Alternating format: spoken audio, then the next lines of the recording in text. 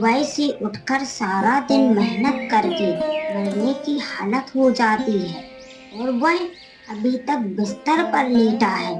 धीरे धीरे देर से उठता है, फिर अगर मन किया तो काम पर जाएगा और अगर मन नहीं किया तो नहीं जाएगा।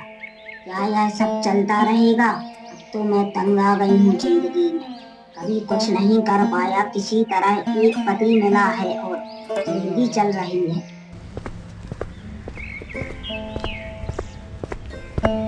अरे, ओ सो रहे हो क्या? क्या तुम पूरा दिन इसी तरह सोते रहोगे? हाँ हाँ, क्या हो गया, क्या हो गया? क्या बात है? क्या क्या क्या हुआ बीबी? अरे, क्या चोर डाकू आ गए थे क्या, जो तुम इतनी जोर जोर से चिल्ला रही हो? मैं चिल्लाऊं नहीं तो क्या करूं? दिन भर एक ही खेत में लेटे रहते हो। जाओ, जाकर अब उस खेत में जाकर कुछ काम करो। दिन भर लेटे रहते हो और दिन भर खाना खाया और लेटे रहते हो और कुछ काम नहीं है तुम्हें। अरे, जा रहा हूँ। पूरा दिन तो वही बिताना होगा। थोड़ा और सोने दो। मैं तुम्हारी सेवा नहीं करूंगी। जरूरत हो तो खुद कर लो। मैं पूरे जीवन तुम्हारी नौकरानी बनने के लिए तैयार नहीं हूँ। अरे, सुबह सुबह तुम्हारा मूड खराब रहता है क्या? फिर सारा दिन झगड़ा करती रहती हो। Kit kit kit kit kit kit kit kit. तुम मेरे लिए क्या करते हो? जो मुझे तुम्हारे साथ मीठे शब्दों में बात करनी चाहिए। कभी मुझे एक अच्छा कपड़ा गहना तो दिया नहीं।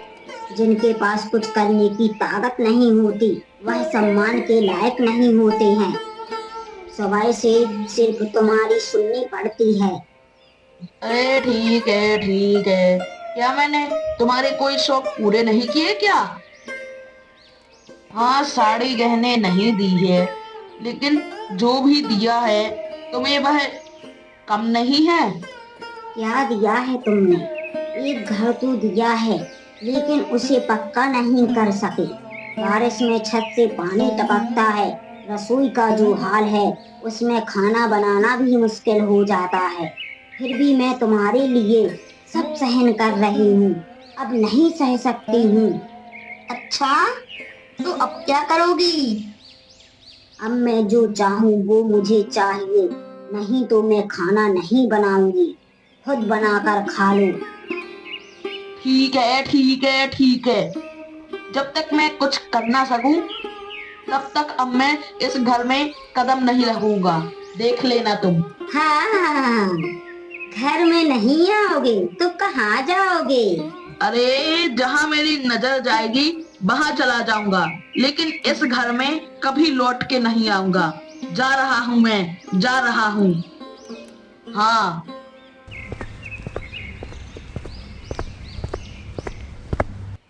अरे भगवान, अरे सुनो। तो यह खाओ, अब मुझे अंदर जाना होगा। सुनो, जल्दी खाना खा लो। हाँ, क्या तुम व्यापार पर जाने के लिए तैयार हो? हाँ भगवान, मैं बिल्कुल तैयार हूँ। सुनो, मुझे दो चीजें खाने को दे दो, फिर मैं बाहर चला जाता हूँ। ठीक है, तुम बैठो, मैं खाना लाती हूँ। सुनो, मुझे तुमसे कुछ बात करनी है, अगर बुरा ना लगे तो। हाँ हाँ हाँ हाँ, बिल्कुल बिल्कुल। जो कहना है कहो, लेकिन भगवान कोई बकवास बातें मत करना। मैं पसंद नहीं करूंगा। साफ साफ बता रहा हूँ, पहले ही बता रहा हूँ। जो भी कहोगी सोच समझ कर कहना, ठीक है? हमारे मोहल्ले की आकाश की पत्नी जो वो है ना, घाट पर बर्तन धोते वक्त उसका पैर फिसल गया है और उसका पैर टूट गया है। मैं सोच रही थी अगर हम कुछ पैसों से उसकी मदद कर दें तो अच्छा होगा। यह क्या कह रही हो भगवान? क्या तुम्हें आकाश के बारे में याद नहीं है? देखो, जब मैंने व्यापार शुरू करने की सोची थी तो वह आदमी कितना परेशान करता था। भूल गई हो क्या? सबके सामने मुझे अपमानित किया था। हाँ, क्या तुम यह सब कुछ भूल गई हो? बोलो, भूल गई हो तो बोलो, मैं याद दिला देता हूँ। अब वो जाकर मजदूरी कर रहा है और उसकी पत्नी का पैर टूट गया है, तो क्या हम उसकी मदद करें? सुनो, अगर वह लोग बुरे हैं तो इसका मतलब यह नहीं है कि हम बुरे हो जाएं। हमें तो दूसरों की मदद करनी चाहिए, खासकर उनकी जो मुश्किल में हैं। अगर हम इस वक्त मदद नहीं करेंगे तो कब करेंगे? पता नहीं, मैं तो बिल्कुल नहीं समझता कि तुम्हारा दिल इतना अच्छा कैसे है। तुम उन्हीं लोगों के दुख में खड़ी हो जाती हो। और क्या इस गांव के लोगों को कोई शिक्षा नहीं है? वह तुम्हारे बारे में बातें करते रहती हैं, तुम्हें पता भी नहीं है। मुझे पता है लोग क्या कहते हैं। कहते हैं कि मैं भोली हूँ। हाँ, भगवान यही कहते हैं। दरअसल हमारा अच्छा होना उन्हें नहीं भाता। तुम्हारा अच्छा दिल उनके लिए एक समस्या है। समस्या? अरे वह बस बेईमानी बातें करने में लगे रहते हैं। वह जो कहते हैं कहने दो। हमें तो किसी का कुछ सुनना नहीं चाहिए। हमें बस यही काम करना चाहिए कि हमें किसी की मदद करना है। ठीक है? ठीक है भगवान, ठीक है, तुम जो कहोगे वही होगा।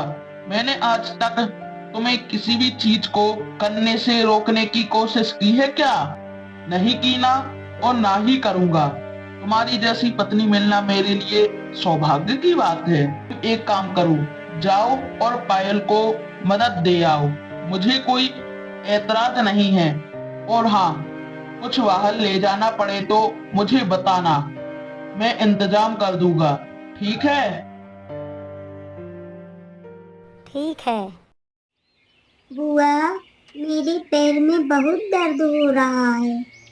थोड़ा दर्द तो होगा बेटा, पैर टूट गया है ना। यह दर्द तो जल्दी ठीक नहीं होगा। मुझे आयुर्वेदिक इलाज करने दो। थोड़ा सहन करो बेटा, नहीं तो यह दर्द जीवन भर रहेगा। तुम्हें पूरे जीवन के लिए ऐसे ही बैठना पड़ेगा। बस अब हो गया। अब हर दिन आकर तुम्हारे पैर की देखभाल करना मेरी जिम्मेदारी है। लेकिन बुआ, आप मेरे लिए इतनी मेहनत कर रही हैं, मेरे पास आपको देने के लिए कुछ भी नहीं है। मैं आपको क्या कहकर धन्यवाद दूं बुआ? धन्यवाद देने की जरूरत नहीं बेटा, यह मेरा कर्तव्य है। तुम मेरे गांव की बहन है। क्या तुम ऐसे ही दर्द में तड़पती रहोगी? तुम्हारा पूरा जीवन बाकी है। तुम्हारे पति को इस बात की खबर है क्या? उन्हें क्या खबर भेजूं बुआ? वो तो बाहर रहते हैं, और अगर खबर भेज भी दूं तो वह काम छोड़कर यहाँ आ जाएंगे। यह सोचना भी बेकार है। हाँ बेटा, बाहर काम करने का यही नुकसान है। हमारे गांव में तो बहुत काम था। समीर ने अपना कारखाना खोल लिया था। वह वहाँ काम कर सकता था, लेकिन उसने ऐसा नहीं किया। तुम्हें यहाँ अकेले छोड़कर नहीं जाना था। तुम्हारे खाने पीने का बंदोबस्त करना होगा। जब तक तुम्हारा पैर ठीक ना हो जाए, कोई दूसरा उपाय सोचना पड़ेगा। क्या उपाय मिलेगा बुआ? मेरे पास तो कोई नहीं है, रिश्तेदार भी नहीं आएंगे ऐसी उम्मीद नहीं है। उनके भी अपने घर परिवार हैं। मैं तो बिल्कुल अकेली हूँ। बुआ, ओ बुआ, आप यहाँ हैं? अच्छा हुआ पायल, तुम कैसी हो? तुम गिर गई, मुझे पता चला। पैर में बहुत चोट लगी है दीदी। पैर का हाल बिल्कुल ठीक नहीं है। मैंने आयुर्वेदिक इलाज कर दिया है, जल्दी ठीक हो जाएगा तुम्हारा पैर। हाँ पायल बहन, तुम अच्छी तरह आराम करो, तुम्हारा पैर ठीक हो जाएगा। तुम्हारा ठीक होना जरूरी है। लेकिन तुम गिरी कैसे, यह तो बताओ। मैं गंदे बर्तन धोने आई थी, लेकिन घाट के पत्थर पर काई हुई थी और ढके होने के कारण मुझे पता नहीं चला। पैर फिसलकर घाट पर गिर गई। मुझे पता नहीं चला, पैर फिसलकर घाट पर गिर गई। पैर सीधे बड़े पत्थर से टकराया, फिर यह हालत हो गई। ओहो, एक छोटी सी लापरवाही के कारण यह हो गया। सुनो, तुम्हारे पति ने कहा है कि अगर तुम्हें किसी चीज की जरूरत हो तो मुझे बताना। दीदी, आप जो इस समय मेरे पास खड़ी हैं, वह मुझे बहुत खुशी दे रहा है। मुझे और किसी चीज की जरूरत नहीं है। जरूरत नहीं कहोगी तो नहीं सुनूंगी बहन। तुम्हारा पैर टूटा है, अब तुम्हारी देखभाल करने के लिए किसी को तो रखना पड़ेगा। अरे बुआ, आप तो अकेली हैं और आपको यह आयुर्वेदिक चीजें आती हैं। अगर आप कुछ दिन पायल के पास रहकर उसकी देखभाल करें तो कोई परेशानी तो नहीं होगी आपको। मुझे कोई परेशानी नहीं है बेटा, मैं पायल की पूरी देखभाल करूंगी। लेकिन मेरे पास ज्यादा पैसे नहीं हैं। इसके बारे में आपको चिंता करने की जरूरत नहीं है बुआ। सभी दवाइयों का इंतजाम मैं कर दूंगी। आपको जो भी चीज चाहिए बस मुझे बता देना। मैं हर दिन जाकर चीजें दे जाऊंगी और तुम्हारा हालचाल भी ले लूंगी। पायल बहन, तुम बुरा मत मानना, मैं तुम्हारे पास रह सकती थी, लेकिन तुम समझ सकती हो कि मेरे पति को व्यापार के कामों के लिए जाना पड़ता है, इसलिए मुझे पहले से खाना और अन्य काम करने पड़ते हैं। दीदी, आप जो कर रही हैं वह कोई और नहीं करेगा। जिनसे मैं घाट पर बैठकर बातें करती थी, वह एक बार भी मेरी स्थिति को जानने नहीं आई। जैसे ही सुना है कि मेरा पैर टूट गया है, तुरंत दूर हो गए। यह सब छोड़ो पायल बहन, सभी लोग एक जैसे नहीं होते। नहीं दीदी, आज मुझे बोलने दो। वो लोग दिन रात आपके पीछे बातें करते रहते हैं। आपकी इस अच्छाई को वो पागलपन कहते हैं। कहते हैं धनी पति की मूर्ख पत्नी। सच कहूँ तो मैं भी उनके साथ मिलकर यही सब कहती थी, लेकिन आज जब मैं खुद मुसीबत में हूँ तो मुझे समझ में आ रहा है कि कौन अपना है और कौन पराया। अब से किसी ने अगर आपको मूर्ख कहा तो मैं अब सहन नहीं करूँगी। तुम शांत रहो पायल बहन, जो लोग कह रहे हैं उन्हें कहने दो। उनकी बातों से मुझे कोई फर्क नहीं पड़ता। मैं हमेशा लोगों के संकट में उनके पास खड़ी रही हूँ और आगे भी खड़ी रहूंगी। अब तुम आराम करो, मैं कुछ पैसे बुआ के हाथ में दे रही हूँ, कल फिर आऊंगी। बुआ, अब मैं जा रही हूँ, ठीक है?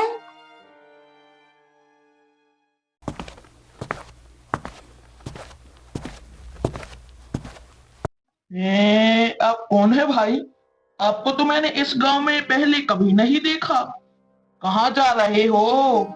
मैं कहीं नहीं जा रहा दादा। घर में पत्नी की झंझट से घर छोड़कर चला आया हूँ। मेरा घर पास के गांव में है। क्या पत्नी से इतनी लड़ाई हुई कि आप घर छोड़कर निकल आए? क्या बात कर रहे हो? यह क्या मामला है भाई? अरे क्या बताऊं दादा, मेरी पत्नी बहुत लालची है। हमेशा कुछ ना कुछ मांगती रहती है और मुझे व्यस्त कर देती है। मुझ में अपनी हैसियत के अनुसार उसे चीजें देने की शक्ति नहीं है। वो मुझे दिन रात ताने देती है, कोसती है, ऐसा वैसा, यह वो, यह ऐसा वैसा। इसलिए मैं गुस्से में घर छोड़कर चला आया। अच्छा, लेकिन घर छोड़कर जाना यह तो कोई उपाय नहीं हुआ। यह बताओ, आप काम क्या करते हो? मेरे पास एक छोटा सा खेत है, वही खेती करके अपना घर चलाता हूँ। मुझे माफ करना दादा, अब जमाने में एक खेत की खेती करके घर चलाना बहुत मुश्किल है। देखो, अब समय बदल चुका है, मांग बढ़ चुकी है। अगर आप समय के साथ नहीं चलेंगे तो घर में अशांति तो जरूर आएगी। इसमें पत्नी का कोई दोष नहीं है। तो आप कहना क्या चाहते हैं दादा, कि क्या सारा दोष मेरा है? मैं ऐसा नहीं कह रहा, लेकिन देखो, मुझे लगता है कि आपके खेत के साथ साथ आपको कोई व्यापार या नौकरी करनी चाहिए, नहीं तो आप हमेशा गरीब रहेंगे और यह बहुत बुरा होगा। तो मुझे अब क्या करना चाहिए दादा? आप ही मुझे कोई रास्ता बताइए। ठीक है, रास्ता बता रहा हूँ, लेकिन यहाँ नहीं। आपको कुछ खाने को नहीं मिला, चलिए हमारे घर चलकर खाना खाइए, वहां बातें करते हैं, चलिए।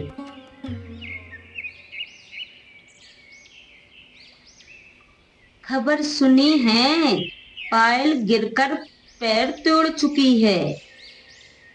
क्या तुम एक बार हाल पूछने नहीं जाओगी? तुम तो पागल हो गई हो क्या रत्ना? इस समय कोई जाकर हाल चाल पूछता है क्या? 2-4 दिन बाद चलेंगे, तब जाकर थोड़ी बातें करेंगे, पर अभी इस वक्त जाना मुश्किल ठीक नहीं है। सही कहा, अगर अभी गए तो हमारे लिए भी मुश्किल हो जाएगी। वो हमसे कुछ ना कुछ मांगने लगेगी, पैसे की मदद कुछ और। नहीं, हम ऐसा नहीं कर सकते। सुना है नीलिमा आज पायल से मिलने गई थी। वह तो अमीर घर की मूर्ख बहू है, वह जैसा करेगी वैसा करनी चली जाए। मिलने फिर देखेंगे कि असलियत क्या है।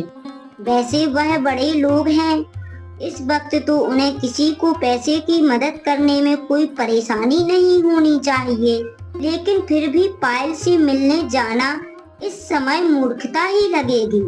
क्या करें, वो तो बहुत गरीब है, ऐसे लोगों को हमेशा कुछ ना कुछ चाहिए ही होता है। सही कहा तुमने, मेरे पति ने तो मुझे मना कर दिया है पायल के घर जाने से, और अगर गई भी तो गरीबों जैसा दिखाकर, 2 शब्द सहानुभूति के बोलकर जल्दी से वापस आ जाएंगे। हम दोनों जाएं तो साथ में जाएं। अच्छा, अब चलो पानी ले चलते हैं, खाना बनाने का वक्त हो गया है। हाँ।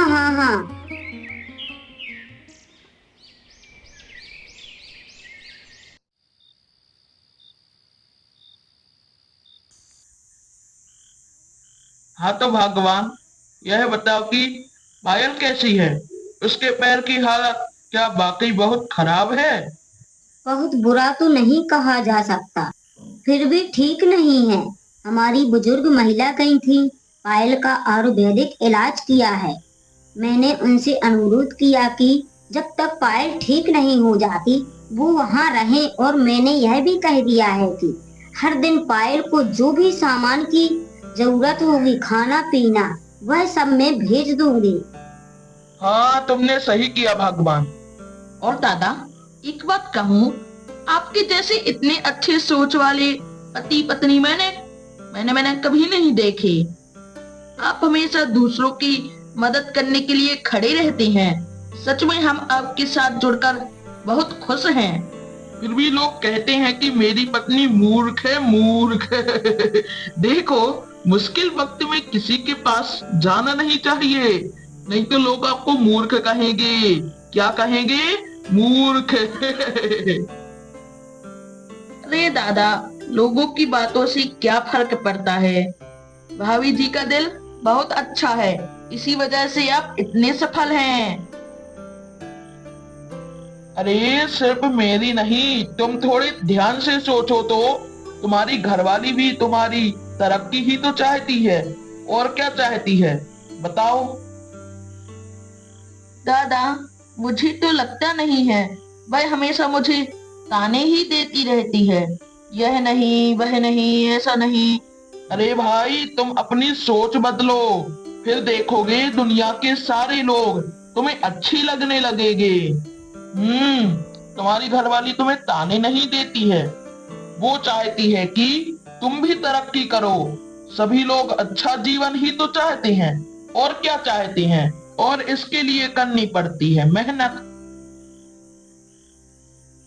पर दादा, मैंने आपको तो पहले ही बताया था, मेरे पास वो एक छोटा सा जमीन का टुकड़ा है, उसी से मैं क्या इतना खुशहाल जीवन जी सकता हूँ? बताइए भला। इसलिए तो कह रहा हूँ, तुम मेरे कारखाने के काम में लग जाओ, महीने के आखिरी में अच्छा वेतन मिलेगा, देखना धीरे धीरे तुम्हारा जीवन भी सुधरेगा, घर वाली की सारी इच्छाएं भी पूरी कर सकोगे और खुद भी तरक्की कर सकोगे। अरे लेकिन दादा, क्या मैं यह कर पाऊंगा? अरे बिल्कुल कर पाओगे, सब कर रहे हैं तो तुम भी कर सकते हो, बस थोड़ा सा धैर्य रखना होगा और सही दिशा में काम करना होगा। घर में शांति रखो, घर वाली की बात सुनो, अगर कभी लगे कि वो कुछ ज्यादा कह रही है तो समझाओ और समझो, बेवजह लड़ाई झगड़ा बढ़ाने से सबका मानसिक तनाव बढ़ता है, समझे? हाँ, यह बात तो सही कह रहे हो दादा, आपके साथ रहकर मेरी तो पूरी सोच ही बदल गई। मैं तो हमेशा अपनी घरवाली को लालची समझता था, लेकिन अब समझ पा रहा हूँ कि वो मेरे भले के लिए ऐसा करती है।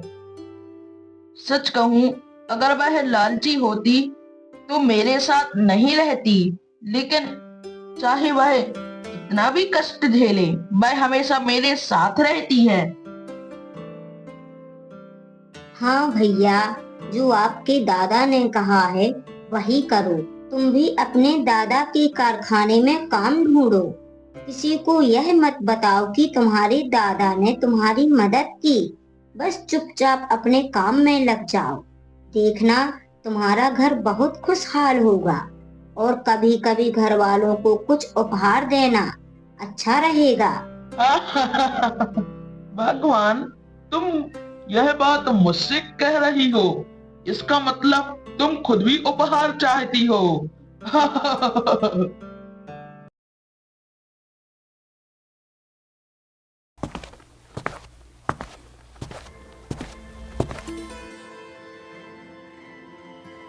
क्यों, तुम कहाँ गए थे? पूरे दिन घर नहीं लौटी तो मैं चिंता करते करते बीमार हो गई थी। अरे ओ बीवी, चिंता किस बात की? अब से मैं हर शाम इसी वक्त पर घर लौटूंगा। क्या हुआ?